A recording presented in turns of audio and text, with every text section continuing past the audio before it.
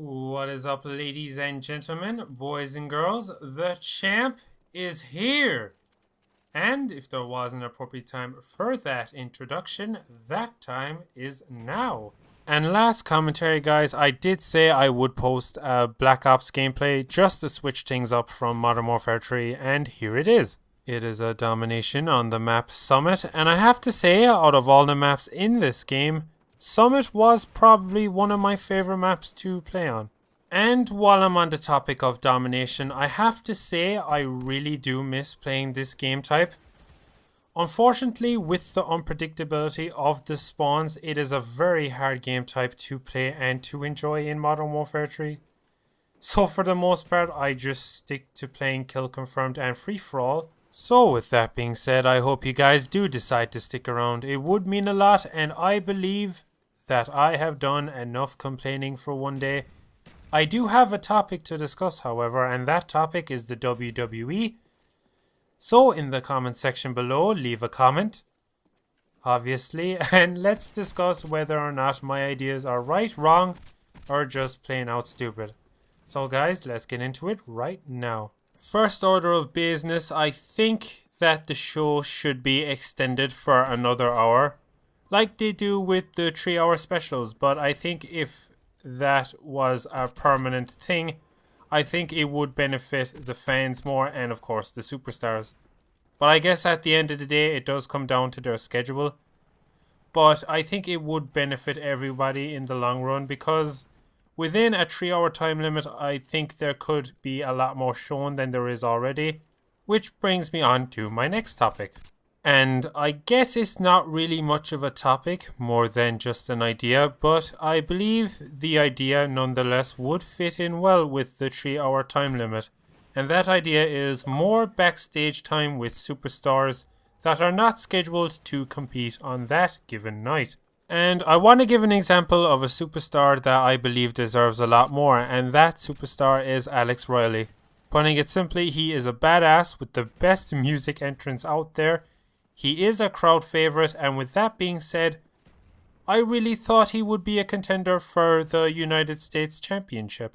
And I believe superstars like Alex Riley, who haven't been given a whole lot of opportunity, have left the company because of this. The WWE character development definitely needs to change, otherwise a lot more superstars are definitely going to leave, and I think this is something that could be avoided easily if they had just been given the opportunities that a lot of them definitely do deserve.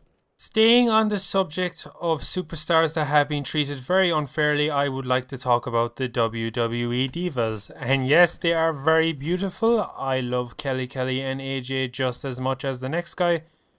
But this has bothered me for some time. The WWE Divas work just as hard as the guys, and I do believe they do deserve a lot more time than they are already getting. And I do love my women, but unfortunately it is getting a little bit awkward talking about this at home. So moving on to ways the WWE can improve on their live shows by simply introducing a new title and bringing back some old ones as well. A title that I would like to see introduced is the Intergender Tag Team Championships. Now, in the WWE, there have been a lot of couples over the years, and there still are today as well. And honestly, I think it'll be quite a creative title and quite an interesting one too if it was introduced. And I have no idea as to why this title was taken away, but it is the Cruiserweight Championship. I do find it quite unrealistic and unfair for the Cruiserweight division to have to compete in the Heavyweight division for the WWE and World Heavyweight Championship when they had a championship of their own. So again, for that realism and that balance, I do believe that the WWE should bring back the Cruiserweight Championship as soon as they possibly can. And I hope it's not coming across as though I'm just hating on the WWE, when honestly guys, I do love it. It has been my childhood, and I'm happy to say that I am still watching it even with the transition from WWF to WWE. It's just with the ideas that I have presented today, I do feel that these are areas that they can improve on. So moving away from that topic, it is Saturday today. It is indeed the weekend. Thank you, Rebecca Black, for that update. But what is happening tomorrow is what my next topic is all about, and that is WrestleMania. And what I find very interesting about this year's WrestleMania is that in any match I cannot tell who is going to win. And the matches that interest me, I will be talking about them right now. And the first match that I would like to discuss with you guys is the CM Punk and Chris Jericho match. And when Chris did return to the WWE, I was pretty certain that he was going to play the good guy, but I was unfortunate enough to be wrong, and he is indeed playing the bad guy. But who better to play the bad guy than Chris Jericho? And what do we know about Chris Jericho? He is the self-proclaimed best in the world. He was the first undisputed WWE champion. But of course, this has all been said before. And I want to move on and talk about his opponent, which is of course CM Punk, who is also renowned for being best in the world, but what he means by that is that he is the best wrestler in the world. And what has transitioned over the last few weeks is Chris Jericho talking about CM Punk's father being an alcoholic, his sister being a drug addict, and that the straight edge lifestyle that he follows will eventually crumble and that he will follow in the same path as his father and of his sister.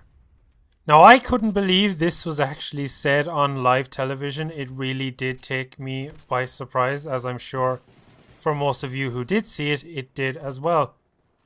But it should make for an interesting match, and it'll be very interesting to see who will indeed be known as best in the world.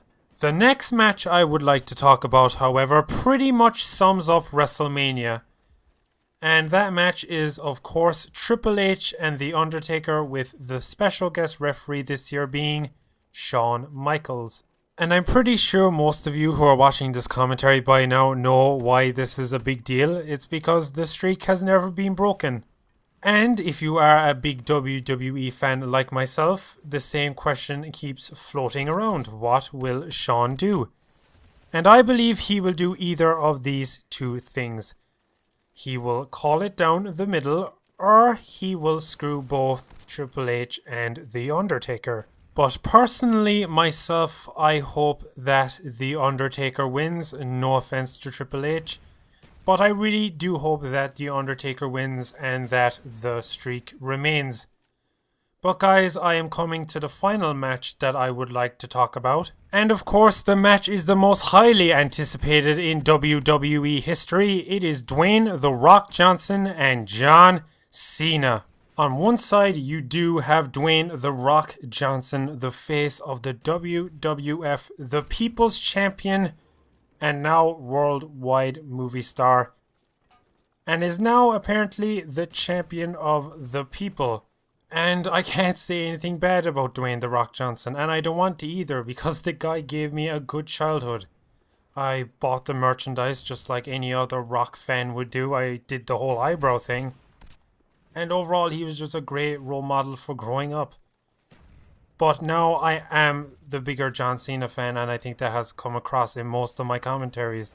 But with John Cena, he is the exact opposite. He is the face of the WWE. He is the doctor of thugonomics. The champ is here. And as a fan, I definitely have to say this. Whether you love him or you hate him, there is no denying his ability in the ring. And I have no problems in saying that John Cena is the best WWE superstar of all time. Now, the big question everyone is asking is who is going to win the match? Now, personally, I hope John Cena does win. But if I had to choose from a logical point of view, I choose John Cena all the time. For John Cena, this match, it's for his career and for his life, and whether he wins or loses, this is going to change his life, either for the better or for the worse, and I hope it changes for the better. So guys, we are coming to the end of the commentary. I know I am in tears as well, but you are probably in tears of joy, which is a little bit awkward. So if you guys have stuck around for this long, you are completely tontau. But I really do appreciate it, and I would appreciate it more if you guys could leave some feedback, a like or dislike maybe. But I'm not going to force you to do anything, that is entirely up to yourselves. But personally, I would prefer to like just a little bit more. And if you guys could leave a comment in the comment section below discussing whether or not my ideas were good or bad. But more importantly, if you are indeed Boots to Asses or C Nation. Hustle, loyalty, and respect. That's all I got to say. But this has been some Spaz 12 goodness with the Domination Toretto class. So thanks for watching, guys. I hope you did enjoy it.